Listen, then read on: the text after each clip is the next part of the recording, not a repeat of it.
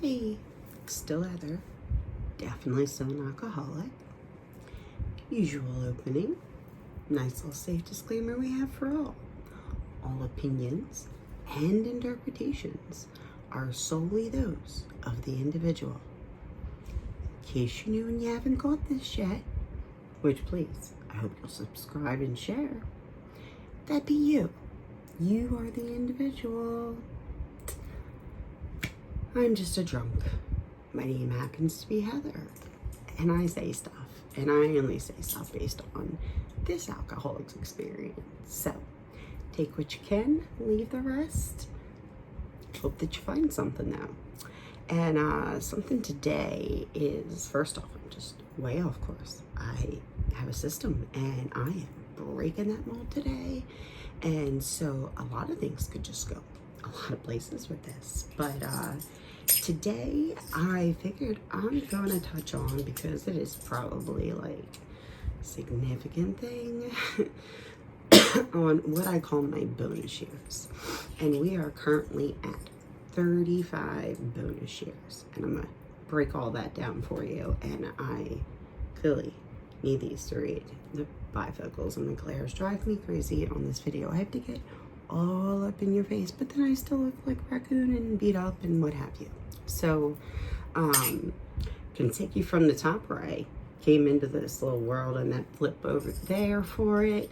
And then I get to the massive trauma, the moment of all moments, the thing that defined who I was for the rest of my life.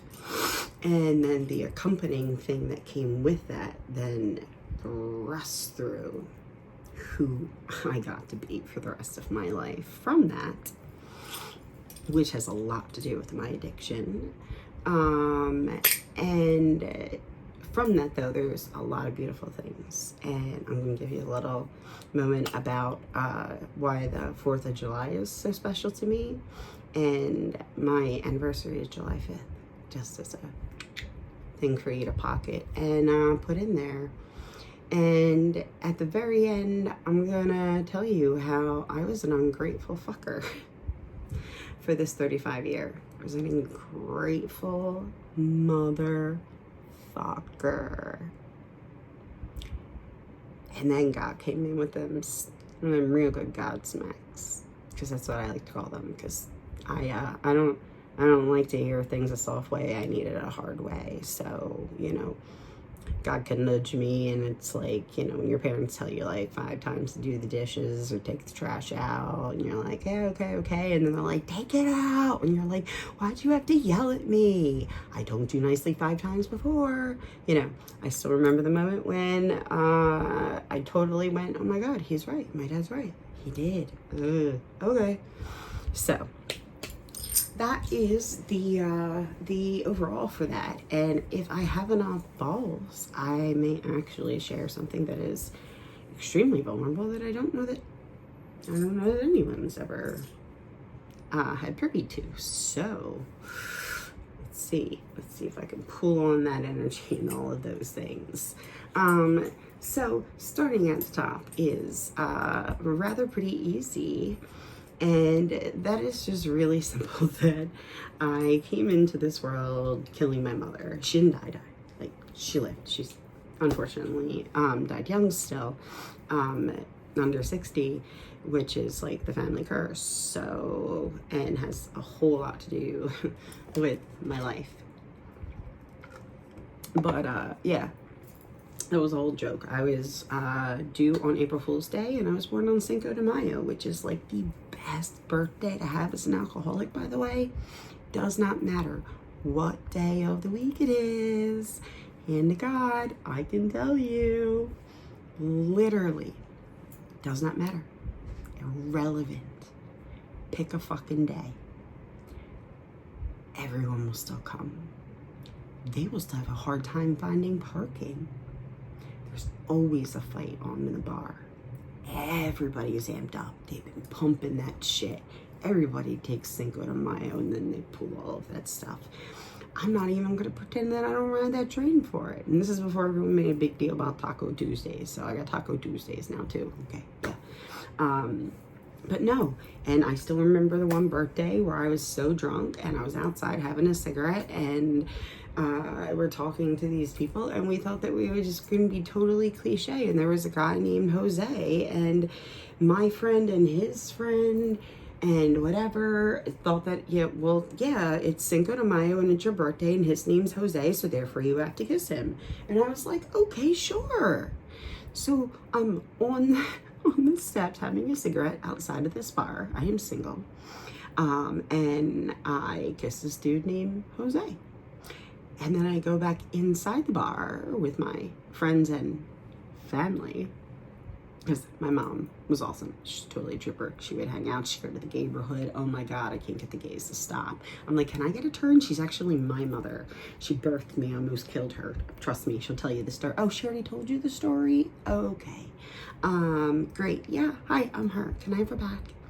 So, yeah, and came in and told my mom, and my mom's just like, okay. Because honest to God, if I were sober, I still would have done something like that. So it's really not like anything in the world that would be distorted from it. So that's how I came in, with the nice big booms and surprises. And then I was average in like, ooh, here we go. I could just like go through life and do the things. And then at the end of second grade, everything changed. I got really sick, and I really don't remember. I don't remember much. I remember trying to lay down on my parents' bed, and I just couldn't. There was like no position that I could be in. There was such agony. And then I remember that when we went to the pediatrician for an emergency appointment, I remember that I had to use my Gigi's cane. And they had to get it down as like tiny as they could, because I couldn't walk. And so I go into the pediatrician's office, and he says, I just got a virus. It's nothing. Don't worry about it. And my mom's like, no. And he's like, well, okay, well, if you want to get a second opinion, you can go to our office over here and see Dr. So-and-so. And my mom's like, great. She likes him anyway. So they're going to call over to the office to make sure they know that we're heading over, because, it's like closing hours and what have you. And so we haul ass from A to B, and we're in the parking lot, and they're all literally walking down the ramp and out the steps to their cars to leave. And my mom jumps out and was like, what's going on? And they didn't call. They didn't go. They had no idea. And by the grace of God, we caught them right as they were literally walking out. And they immediately said, let's go, and took me inside. And we went into the room, and the doctor, however, they got me onto the table, and he was pressing on my abdomen. And I literally said at one point, and it stopped hurting.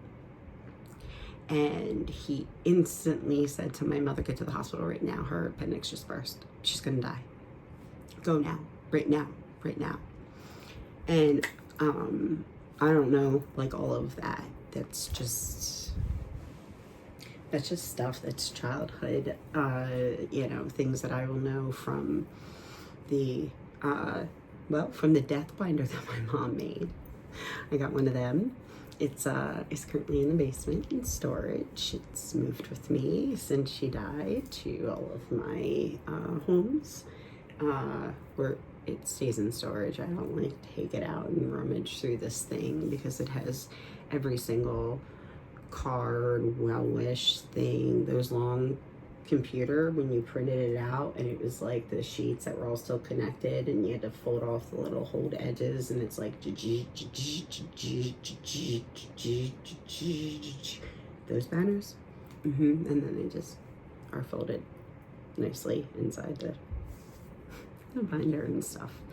But the reason why I had even like remotely thought of that and went there with it was because when I was going through the stuff that I had here is, and I don't think that my mom's weird. I don't begrudge her.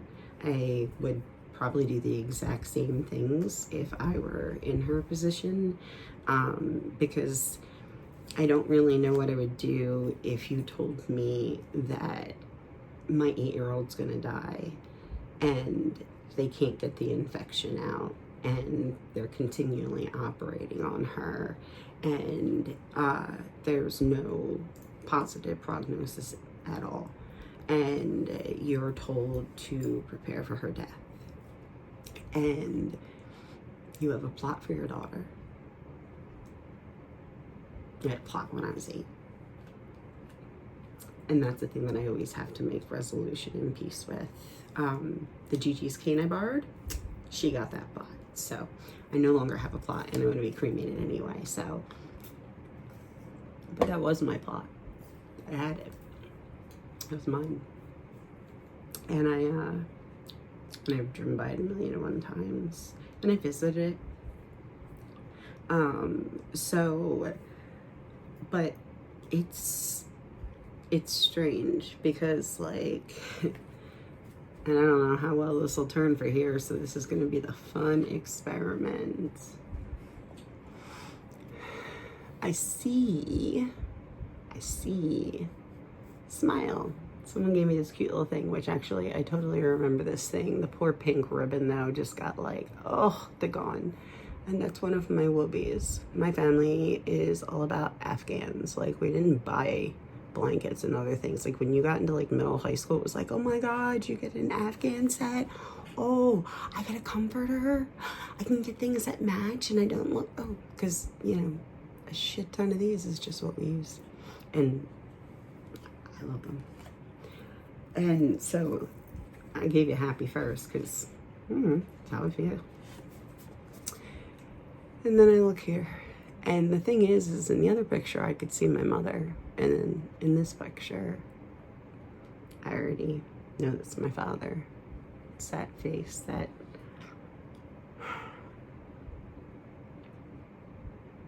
face gets real round and low. And it's just kind of like dead. And I've seen these eyes. That's how I know. And then I look at these and I wonder what the pain was like for my parents and my family. Because my family is also the sit vigil by the bedside. So I got an NG tube up in there. It is horrific. I clearly am so miserable, and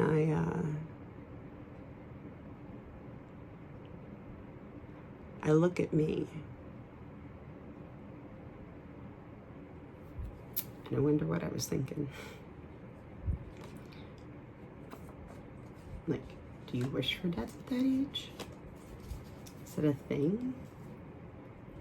And then the one where you're pretending. I'm still, you propped me up.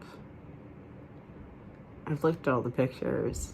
I've got IVs in different hands all over because I've had the worst veins in the universe forever.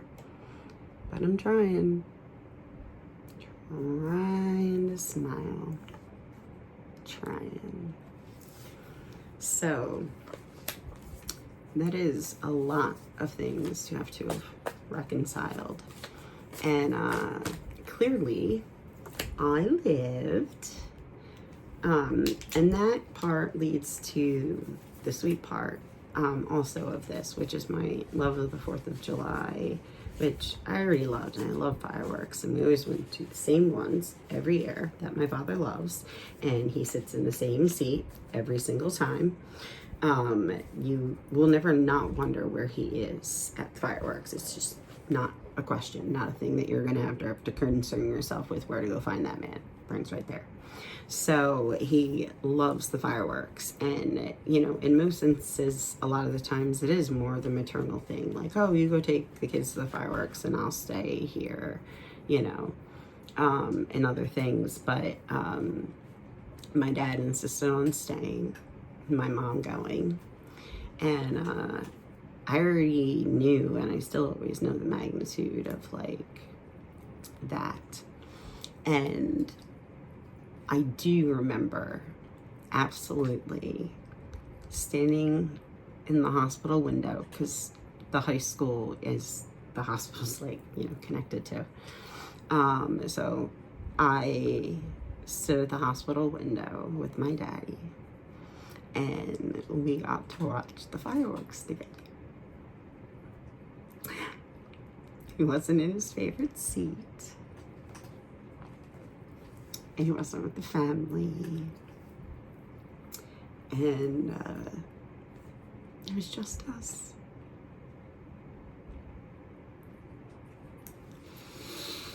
And I have been in love with the fireworks ever since. And the 4th of July is just so special. Because that's between us, you know. And I can celebrate it with other people. And then there's times where, you know, over the last few years where I really wasn't there and I didn't want to. Last year or two, maybe, I don't know. The pandemic definitely fucking rewired everything. But there's just a piece of them that I kind of like, I lost with it. And when you know, by the way, to let you know, in our love of fireworks, I wanted to get married on the 4th of July, and then there would be like guaranteed fireworks and all of these other things. I wanted this like so desperately, and it worked out on the calendar and everything. And my father said to me, like, swear to God, he was like, I'm telling you now, I will be in, and then like went through his seat and everything and all. He's like, so enjoy your wedding. I was like, fuck. So clearly I did not get married on the 4th of July because, you know, I kind of wanted my father there and all that other good stuff. So that is where that went with that 4th of July love for it. But I got ungrateful this year. I really did. I got ungrateful. I had a whole list of things or reasons or whatever of like why, I guess. But I don't know. It just felt like with this last year and medical stuff and the way things that were going, like, what the fuck? What is bonus year? This is 35 bonus years. This is 35 bonus years. Great. What do I got for this right now? And like, we're just gonna keep sitting here and wondering what we're doing. And then during the month of it, and like I said, I got sober on July 5th, and I can't really remember why I actually committed to it. Don't know. I wish I did, and no one remembers to tell me. But so those things come very like collect and succinct to me. But I celebrate, you know, being sober, and I celebrate my bonus years. And I just didn't feel the bonus. Didn't feel it. And then when I had my surgery, and it was so horrific, and everything was such a battle, I was super ungrateful. I was so fucking ungrateful. I had no reason to celebrate these bonus years, and I knew that I felt this way, and I knew that I was ungrateful, and I was like, what? I can't, but I couldn't turn it. I couldn't turn that tide. I could not shift that thing. It was not gonna fucking happen for me. So, yeah, I couldn't do that on my own. And, you know, as a sponsor was always quick and good to remind me, you know, God does for us what we could not do for ourselves. And that is 1,001% like where that is, where that falls into. Oh man, I didn't realize this thing had to download. But my I got an infection, and it was, I don't know how to describe, I guess, is my problems that happen with these things. And I can't describe to you. And I was in the hospital, and I had to take off my bra, and that is the moment of, oh my God. And I thought that things were bad, but I really thought that also maybe I'm exaggerating. Maybe, you know, I'm attention seeking. I had so many different like thoughts of this, of like, what is this? What does this look like? Am I really? And so when I had to get changed, I was going to like leave a voice memo anyway.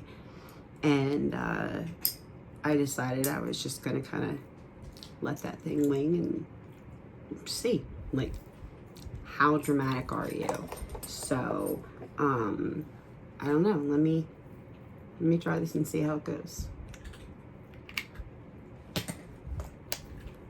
All right. Oh no. What did I do with my eyes? Listen, I know I'm fidgety and stuff, but got it. Anxiety is a bitch. It's a real motherfucker, but it's also real. So, all right. Let me see. Is this it? I think this one's more for me.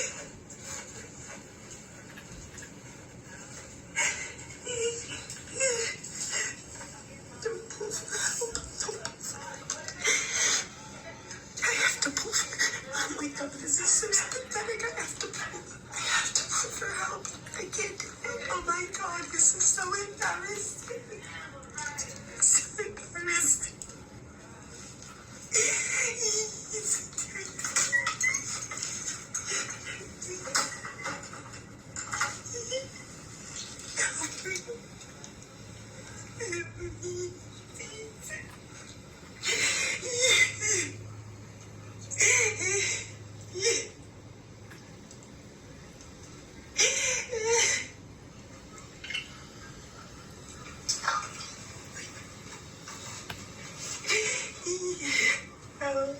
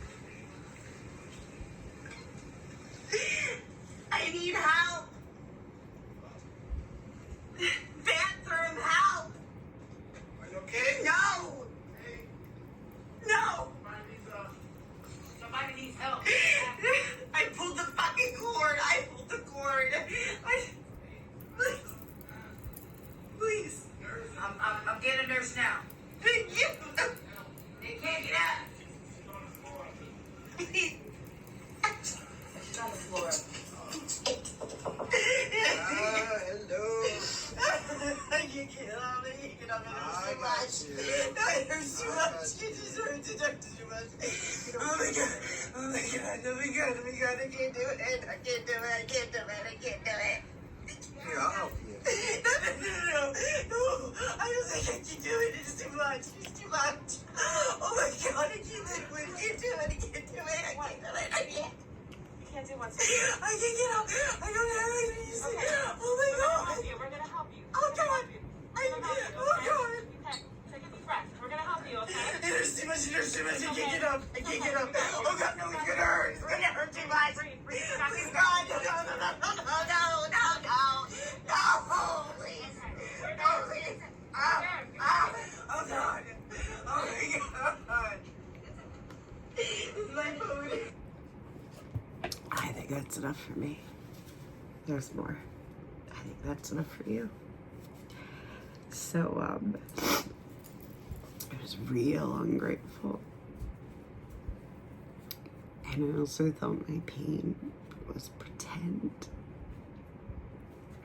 And I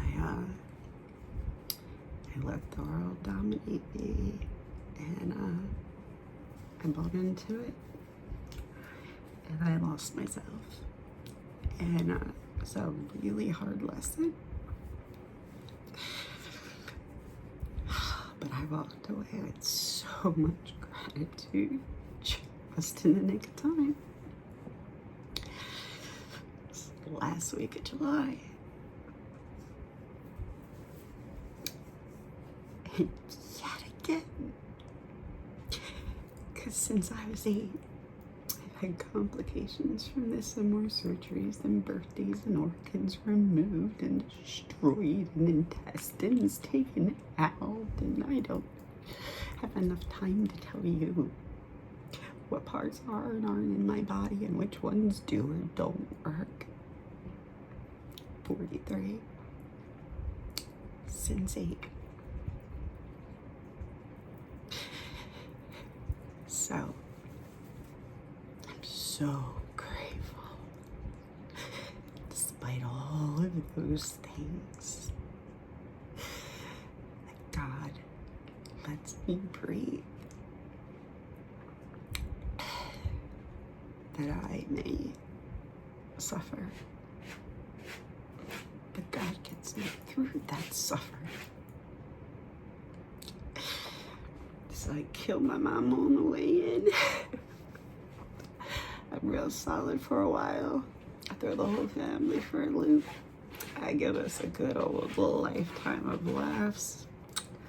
Make the fireworks the most explosive thing you could think of. Make a fantastical memory of my daddy. You know I couldn't wait. And really understood the meaning that I gave these bonus shares and how powerful they are, and that I'm going to be grateful for each struggle, not just each strength. So thanks for being a share. Thanks for letting me put something in the world that's never been put there before.